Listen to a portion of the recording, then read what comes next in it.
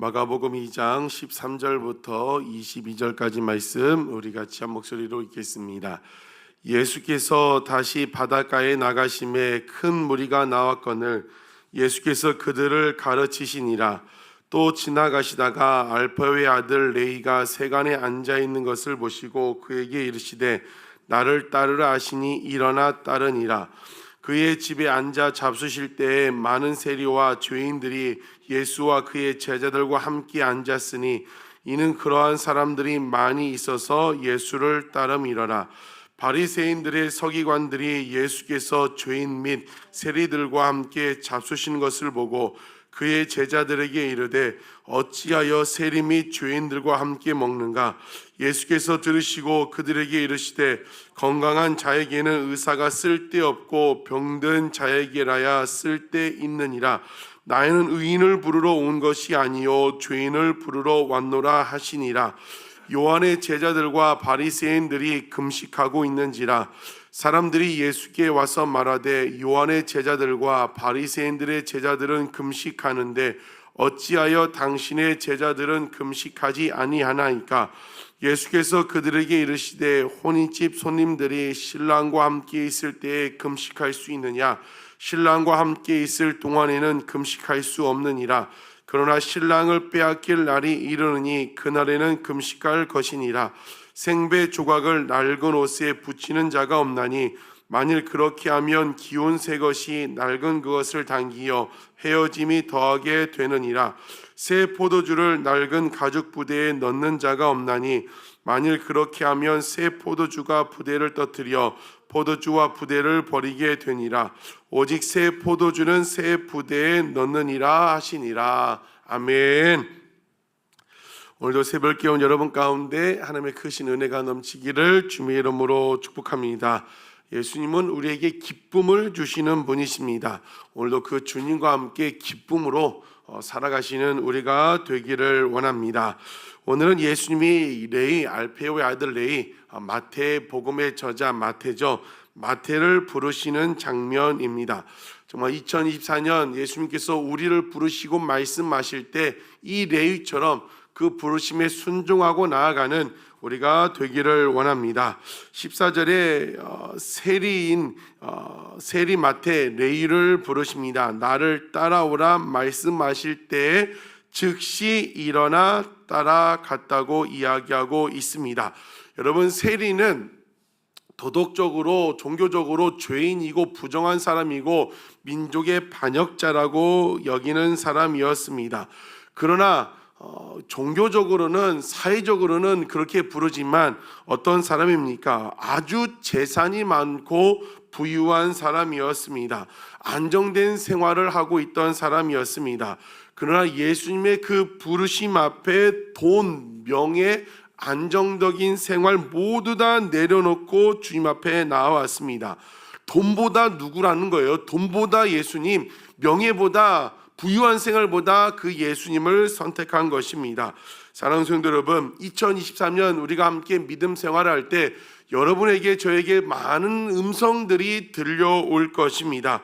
그럴 때 예수님만 바라보며 세상 것 바라보지 마시고 세상의 돈, 명예, 부유하고 안정된 생활을 바라보는 것이 아니라 그 부르시는 예수님, 말씀하신 예수님 바라보며 믿음으로 걸어 나아가시는 여러분 되시기를 주님의 이름으로 축복합니다.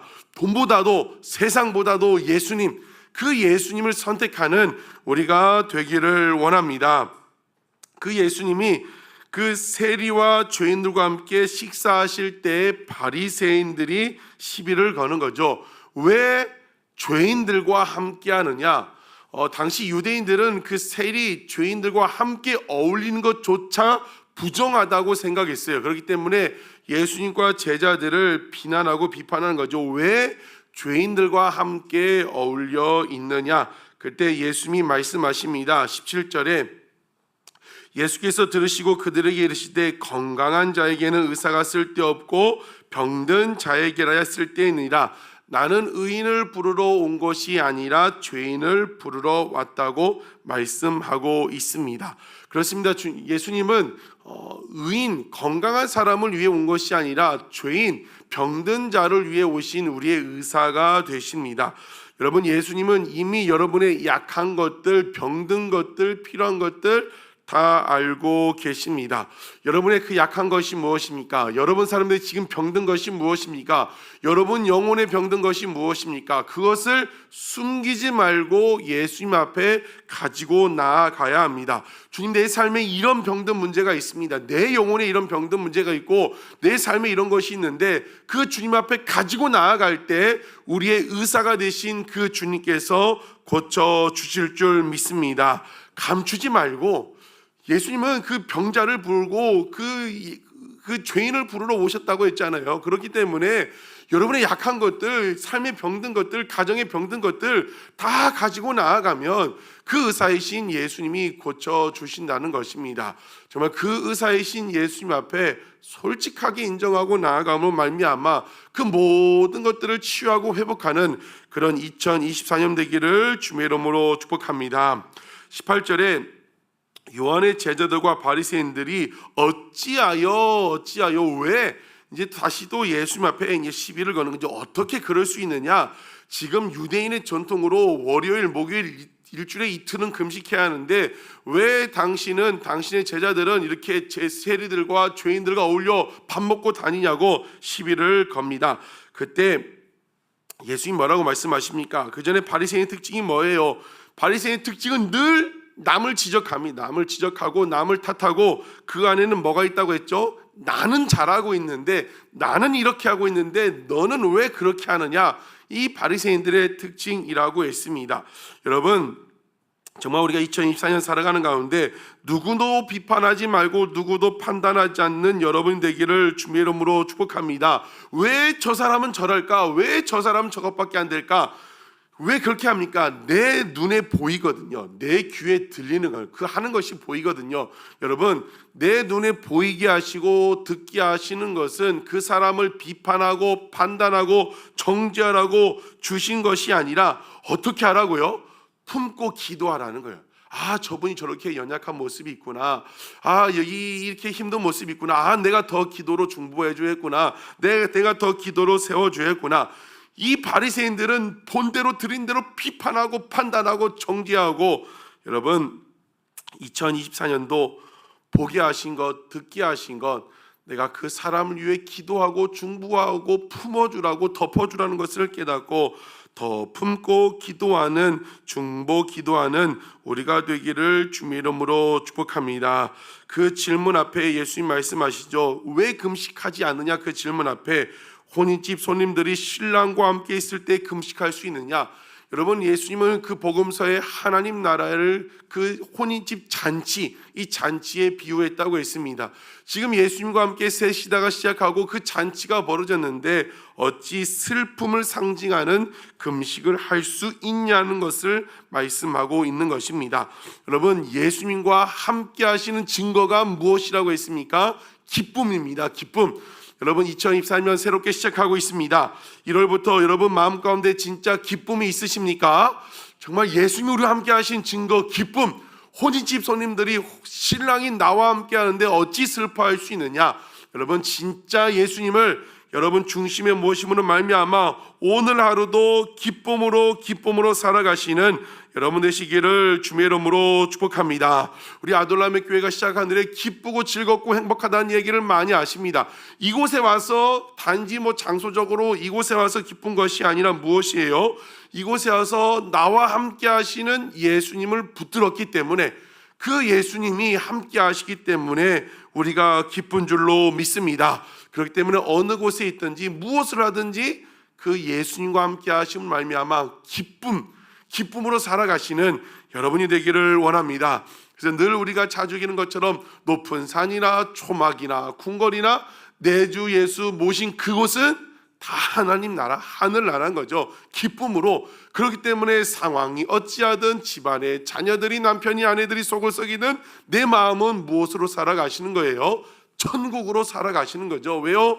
그 예수님, 기쁨 주시는 예수님이 계시기 때문입니다. 오늘도 기쁨으로 살아가시는 여러분 되시기를 주님의 이름으로 축복합니다. 마지막 21절 22절 예수님이 그 바리새인들에게 말합니다. 새 포도주는 새 부대에 넣어야 한다고 말씀합니다. 새 포도주는 무엇입니까? 예수님으로 시작된 새 시대의 새 역사입니다. 여러분, 우리가 성구 영신 예배 때 새 일을 행하실 하나님, 광야의 길을 또 사막의 강을 내신 하나님 이미 시작했다고 했어요. 하나님 나라는 저와 여러분의 삶 가운데, 우리 아둘람 교회 가운데 하나님께서 이미 그 역사를 시작하셨다고 했습니다. 오늘도 새 부대, 새 포도주, 이미 예수님과 함께 새 시대가 시작됐다고 했습니다.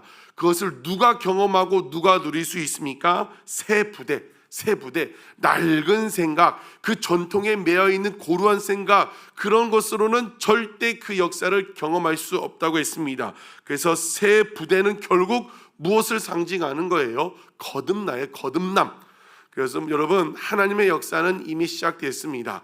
저와 여러분, 우리 아둘람을 통하여 하나님께서 많은 역사를 이루실 것입니다. 어떤 사람이 경험할 수 있습니까? 어떤 사람이 그 역사에 참여할 수 있습니까? 진짜 예수 그리스도의 피로 거듭난 사람이 그 역사를 경험할 수 있습니다. 여러분, 진짜 거듭나셨습니까? 예수 그리스도의 피로 새로워지셨습니까? 정말 그렇지 않다면 다시 돌아보고 제일 시급한 문제는 내 영혼에 거듭나는 문제. 나는 거듭났는가? 예수로 말미암아 중생한 경험이 있는가? 확실한 경험과 증거가 있으셔야 돼요. 그냥 있었습니다. 그냥 있다 보니까 여기까지 왔습니다. 아니에요. 분명히 예수님 만난 사람은 거듭남의 증거가 있습니다. 니고데모가 요한복음 3장에 찾아왔었죠. 그런데 그 예수 믿는 것 때문에 두려움도 있고 숨기는 것도 있었어요. 분명히 예수 그리스도의 십자가로 말미암아 거듭나니까 세상이 두려워하지 않고 세상 앞에 정말 내가 예수 믿는 것을 드러내고 확실한 증거가 있었다는 것입니다. 여러분, 정말 새 부대가 되어 하나님이 하시고자 하는 일에 다 참여하는 저와 여러분, 우리 아둘람 교회 되시기를 주님의 이름으로 축복합니다. 말씀을 마칩니다. 누가 제자입니까? 누가 예수를 잘 믿는 사람입니까? 마태가 예수님 부르심 앞에 다 내려놓고 나아갔습니다. 물질적인 손해, 그 세상적인 안정적인 것을 다 내려놓고 나아갔다는 것입니다. 누가 예수 잘 믿는 사람인가? 누가 제자인가? 예수님 따르는데 손해본 게 많은 사람이에요. 손해본 게 많은 사람입니다. 여러분은 그동안 예수님을 따라간다, 예수 믿으면서 무엇을 손해보셨습니까? 2024년도 무엇을 손해볼 작정이십니까? 손해보려고 계획하는 것이 무엇입니까? 정말 그 예수님 앞에, 하나님 앞에 정말 세상적인 것을 손해보고 나아갈 수 있는, 마태처럼, 레이처럼 그렇게 손해볼 수 있는 여러분 되시기를 주님의 이름으로 축복합니다. 그러나 세상적으로 보면 손해보는 것이지만 절대로 손해보는 것이 아니죠. 하나님께서 갚아주신다는 거예요. 우리가 그만큼 예수님을 따라갈 때, 신앙생활할 때 마태처럼 안정된 직업, 안정된 생활, 돈 다 내려놓고 따라갈 때 절대 손해보는 것이 아니라 하나님은 갚아주십니다. 여러분의 자녀 가운데 하늘의 신령한 복과 은총으로 갚아주십니다. 여러분, 오늘도 부르시는 그 주님 앞에, 말씀하시는 하나님 앞에 손해볼 각오를 하시고, 물질적 뿐만이 아니라 사람과의 관계 가운데서도, 자존심의 문제 가운데, 여러 문제 가운데도 손해볼 각오를 하시고 손해보며 나아가는 여러분 되시기를 주님의 이름으로 축복합니다. 기도하시겠습니다.